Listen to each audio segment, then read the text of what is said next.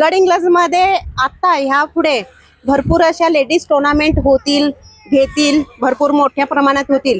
पण सर्वात पहिला लेडीज टुर्नामेंट, क्रिकेट टुर्नामेंट घेण्याचं काम आपल्या लता पलकरने मॅडमनी केलेलं आहे. त्याबद्दल खूप 30 मेला अनुग्रह टर्फवर महिलांच्या क्रिकेट स्पर्धा पाहायला 4 वाजता यायला लागतंय.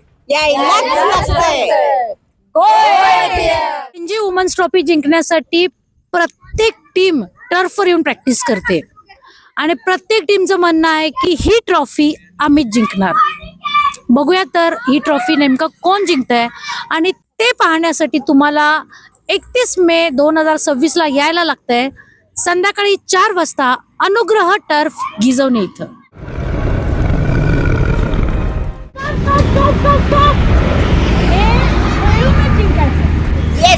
आम्ही खेळूनच जिंकणार आहे.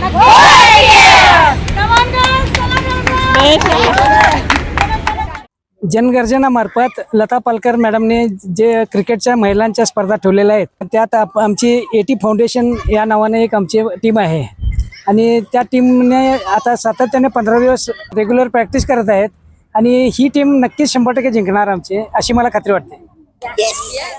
हॅलो, नमस्ते गडिंग्लजकर.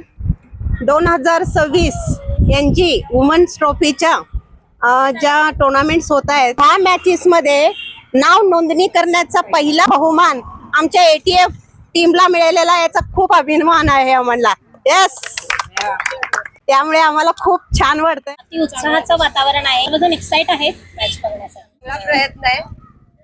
लेडीज घरातून फर्स्ट टाइम बाहेर पडले. क्रिकेट हा म्हणजे इंटरनॅशनल लेवलवर पण जेंट्सलाच जास्त हे देतात प्रेफरन्स, पण लेडीज आता वर्ल्ड कप 2-3 आणलेत त्यांनी पण. आता आम्ही पण प्रयत्न करू. 15 दिवस तिथं मधुश्रेष्ठीवर प्रॅक्टिस करत होतो.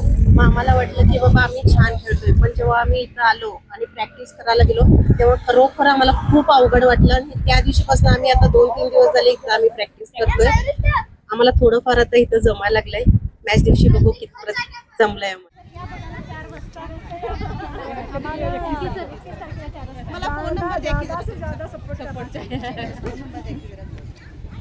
जोरात प्रॅक्टिस करून ह्या स्पर्धा आपण जिंकायच्या आहे.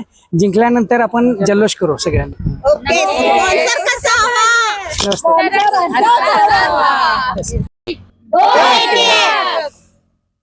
जनगर्जना लाईव्ह साठी कॅमेरामन जयस सह लता पालकर गडिंग्लज. ही मॅच आमच्यासाठी वर्ल्ड कपच आहे और हम ये वर्ल्ड कप जीत के रही.